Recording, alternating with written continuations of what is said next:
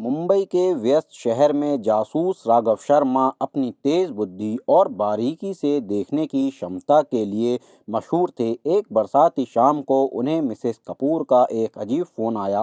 वो एक बूढ़ी महिला थीं जो एक शानदार पुश्तैनी हवेली में रहती थीं। वो बेहद परेशान थीं और कह रही थीं कि उनके परिवार का बेशकीमती हार, जिसमें दुर्लभ पन्ने और रूबी लगे थे, उनके सुरक्षित तिजोरी से गायब हो गया था। राघव हवेली पहुंचे। कपूर परिवार के सदस्य बैठक में इकट्ठा थे। उनके चेहरों पर चिंता और संदेह के भाव थे। मिसेस कपूर ने बताया कि ये हार उनके परिवार में पीढ़ियों से था। उन्होंने हाल ही में इसे नीलाम करने का फैसला किया ताकि वो आर्थिक संकट से बाहर निकल सकें, लेकिन अब वो गायब था। राघव ने अपनी जांच शुरू की और हर परिवार के सदस्य पर नज़र डाली। नंबर 1, आदित्य मिसेस कपूर के बड़े बेटे थे, जो एक बिजनेसमैन थे और हाल ही में भारी घाटे में चल रहे थे। वो काफ़ी नर्वस लग रहे थे और बार बार अपनी घड़ी की तरफ देख रहे थे। नंबर 2, प्रिया आदित्य की पत्नी, जो महंगी चीज़ों को शौकीन थी। वो नज़रें मिलाने से बच रही थी और हार का जिक्र होने पर उसके माथे पर पसीना आ जाता। नंबर 3, रिया मिसेस कपूर की भतीजी और एक आज़ाद ख्यालों वाली कलाकार थी। उसने दावा किया उसे पारिवारिक दौलत में कोई दिलचस्पी नहीं थी, लेकिन राघव ने देखा कि वो असामान्य रूप से शांत थी। नंबर 4, करण परिवार का सबसे छोटा सदस्य और एक संघर्षरत संगीतकार था। वो बेपरवाह लग रहा था, पर राघव ने उसे एक अखबार के उस टुकड़े को घूरते देखा जिसमें एक और जगह पर हुई चोरी का जिक्र था। राघव ने तिजोरी की जांच करने का फैसला किया। उन्होंने देखा कि तिजोरी पर किसी ज़बरदस्ती का निशान नहीं था, यानी जिसने भी हार लिया उसे घर और तिजोरी का पासवर्ड दोनों मालूम था। जांच के दौरान राघव ने कुछ अहम सवाल पूछे।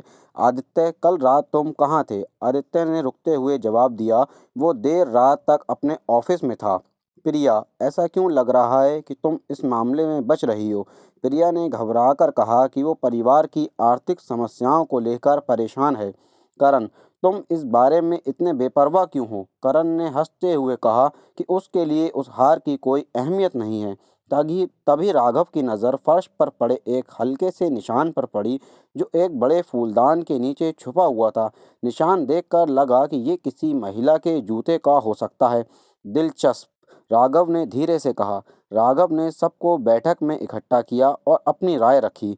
जिस व्यक्ति ने हार लिया है उसे तिजोरी तक पहुंचने की ज़रूरत थी और वो घर का ही कोई करीबी है। उन्होंने कहा, ये सिर्फ एक व्यक्ति है जो इसके सबके बारे में जानता है और जिसका सबसे बड़ा मकसद भी है।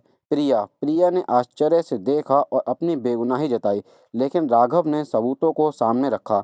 तिजोरी के पास तुम्हारे पैरों के निशान, आर्थिक परेशानी के बावजूद तुम्हारी हाल ही की खरीदारी और तुम्हारा असामान्य रूप से घबराना, ये सब तुम्हारी ओर इशारा करते हैं। ये साफ है कि तुमने इस हार को गुपचुप बेचने की योजना बनाई थी। अब प्रिया के पास बचने की कोई रास्ता नहीं था। उसने अपना अपराध कबूल कर लिया। उसने हार चुपके से लिया था, इस उम्मीद में कि किसी को पता नहीं चलेगा। परिवार शॉक्ड में आ गया और मिसेस कपूर का दिल टूट गया। राघव की बारीकी से की गई जांच के कारण वो हार मिल गया और प्रिया को उसके किए की सज़ा मिली। राघव हवेली से निकल गए। बाहर अभी भी बारिश हो रही थी, लेकिन उनके मन को सुकून था। न्याय एक बार फिर जीत गया। वीडियो आपको पसंद आई हो तो वीडियो को लाइक और शेयर ज़रूर कर दें और हमसे जुड़े रहें। Thank you so much.